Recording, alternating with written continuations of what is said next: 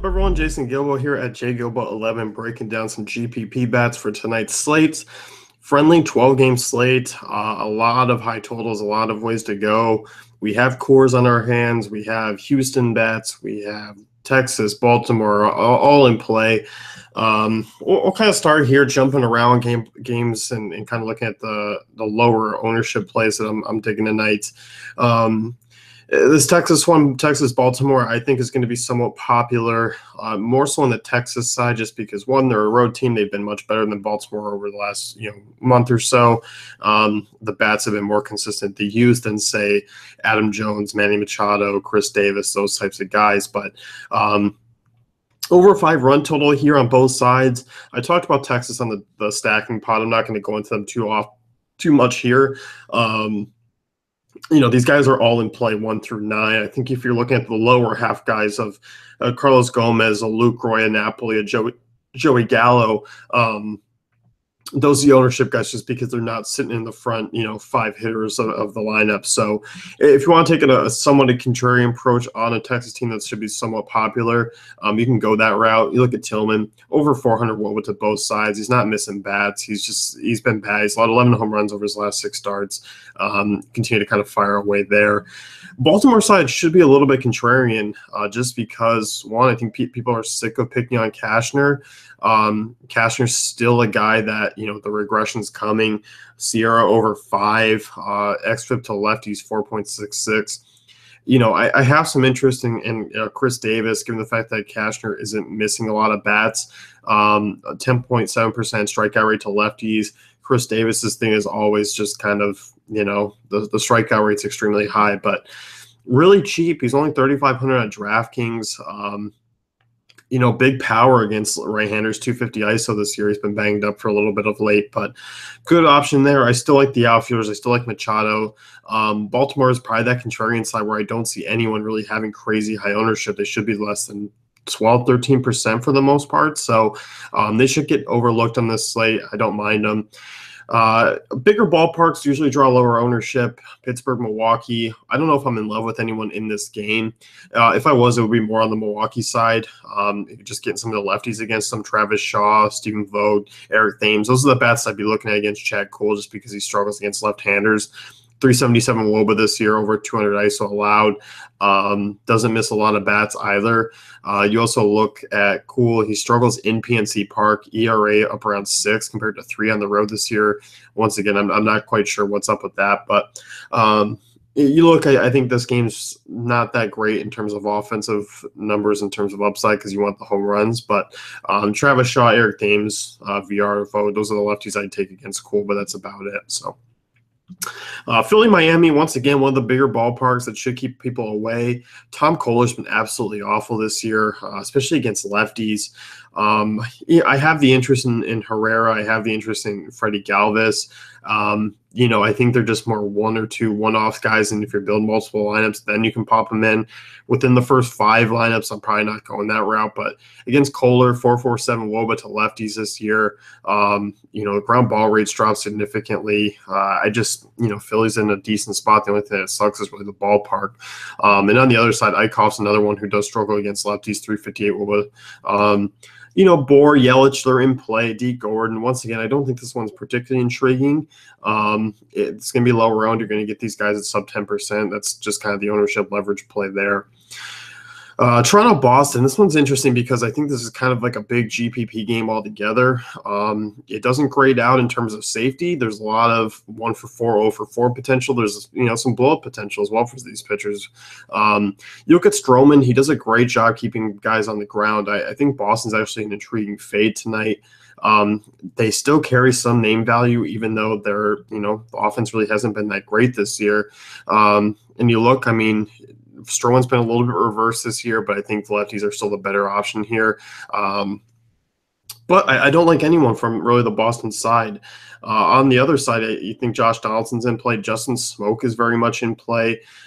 Steve Pearce, Kevin Pillar. I don't hate these guys. Rodriguez is a guy who, fly ball pitcher. He can give up the home runs. We saw in his last start against Baltimore give up 4 home runs. It has been an issue at times.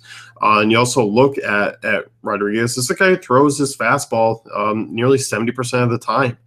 That's an incredibly high rate. It's just a matter of if he has the command or not. So while Rodriguez is an intriguing GPP option himself against a lot of these bats who, I mentioned a couple of guys that do stand out against lefties. Bautista hasn't been that great against lefties. Martin hasn't been great against lefties. Tulo, probably Darwin Barney's going to be in the lineup. So there's some strikeouts there. I think it's going to be one of those boomer bust games on both sides that I don't hate here.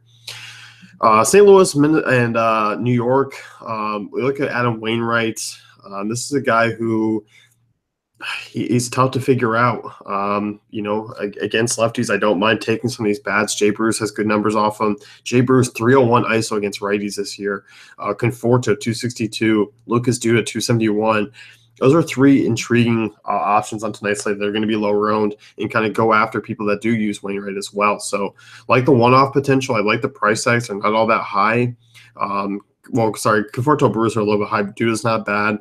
But I think Conforto and Bruce are going to be kind of carrying a little bit lower ownership, probably single digits. So good way to kind of differ yourself, as far as one-offs tonight if you're building a popular lineup. I don't hate the Mets one-offs there.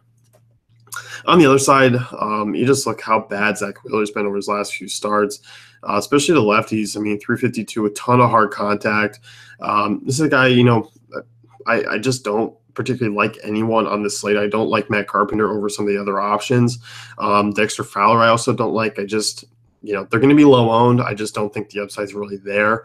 Ballpark is pretty neutral, but that's about it for me. So Atlanta, Chicago, this is one where you're going to find probably some decent ownership in on the Cubs side with the lefties and Tehran, once again allowing a little bit weaker numbers to left-handers. But looking at the righties here on Atlanta, this is kind of what I'm after. I still think Matt Kemp's notable numbers against left-handers, strikeout rate less than 15%, line drive rate up around 28. But you look at guys like Tyler Flowers, hasn't shown a ton of power against lefties, but if Kurt Suzuki's in the lineup, I don't mind him. Lester just hasn't been great against, right-handers this year. 344 WOBA, struggled outside, 27% line drive rate, strikeout rate just around 21%, pretty average. Atlanta's going to go a lower owned. Lester probably will garner some ownership, so you're going to see the upside there. I don't mind him in this ballpark. I think it's a contrarian way to go tonight. So Houston against the lefty, I'm not going to go over that. I talked about that in the stacking pod. It's popular. We're going to go to New York and Minnesota. This is a game that's interesting. And on the Yankee side, I don't actually think they're going to be that high owned. Judge is still going to always carry some ownership. Sanchez probably a little bit as well. But looking at guys like Clint Frazier, Matt Holliday, Starlin Castro, those are kind of the guys I'll be after. Just given the fact that he is a guy who really does struggle, allowing the long ball. He's got further regression coming for him. The expected WOBA's up compared to his WOBA this season to righties. So you look at Judge, 357 ISO against righties, Holiday 170 ISO, Starlin Castro 332 WOBA, Clint Frazier hits lefties well. We've seen it a couple times already this year. So I think the Yankees bats are in play as a stack. Talked about them as well in the stacking pod.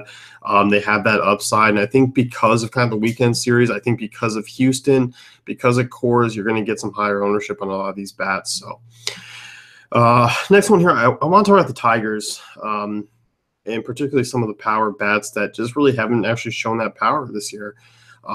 Justin Upton, below 200 ISO, but I still like him against lefties, 377 WOBA. Castellanos, 254 ISO. Miguel Cabrera hasn't shown the power, but 394 ISO.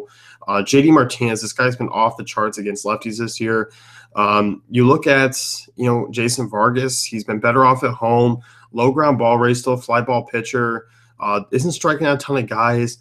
All these Tigers bats are really, really cheap on DraftKings.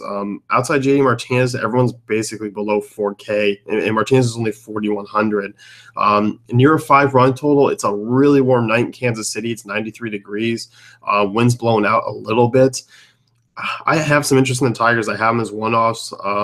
They're that cheap team that, you're getting JD Martinez at 41. You're getting Miguel Cabrera, 35, just up from 39. These are big bats with big upside that are cheap and you can fit in with other teams. So, Houston with no real notable first baseman, you can plug in Miguel Cabrera, you can plug in JD Martinez and kind of go that route. So I have no problem making Detroit a core. I think they've been kind of like Baltimore where they let you down a lot of times and more times than not, especially of late.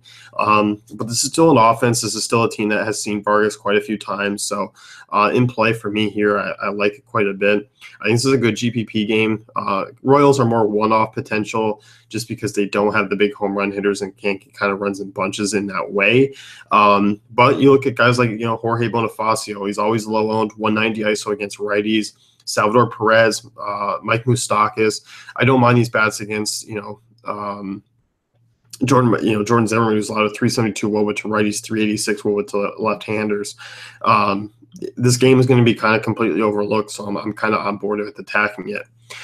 Core's going to be a popular one, especially on the Rockies side. San Diego is cheap. They're probably still going to carry some ownership. Will Myers stands out as the most popular play of that Padres team. But looking at kind of later games, you got some bad pitching. Josh Tomlin, Matt Moore, Daniel Gossett, Jake Odorizzi. I talked about Jake Odorizzi on the pitching pod. This is a guy I'm going to toss in a couple of lineups for the strikeout upside, but I'm also going to play some Oakland bats in the lineup and probably stack just to kind of cover.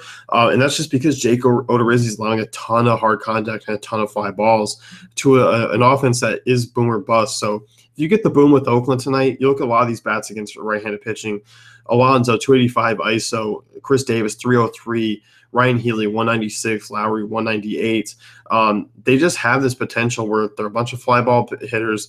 I'm looking at them quite a bit. Matt Joyce, even 198. So there's potential here. And you just look, Odorizzi's allowed over 200 ISO on both sides of the plate this year. And he's been struggling at home and even in bigger ballparks. So 4.5 run total for both sides. Makes for intriguing one-off slate here because the prices are really cheap as well. And I think you have some upside. So I don't mind them. Once again, it's one of those ones where I can see it going both ways. It makes some great GPP plays. As far as Cleveland and San Francisco, Josh Tomlin's really bad against both sides of the plate this year. Matt Moore. No one really stands out to me here. The good thing is that the prices are down, but I still want the home run potential. I just don't know if it's there in San Francisco. Oakland, we've seen more power there, so I'm okay with taking guys in the Coliseum rather than over in AT&T. If I had to choose, against some of these guys, Yan Gomes is an interesting punt. Francisco Lindor's had a little bit more power against lefties. Jose Ramirez, but outside of that, I'm not exactly thrilled with this game. I can kind of see it being a little bit uneven, where there's not a ton of upside, but actually a decent amount of hits.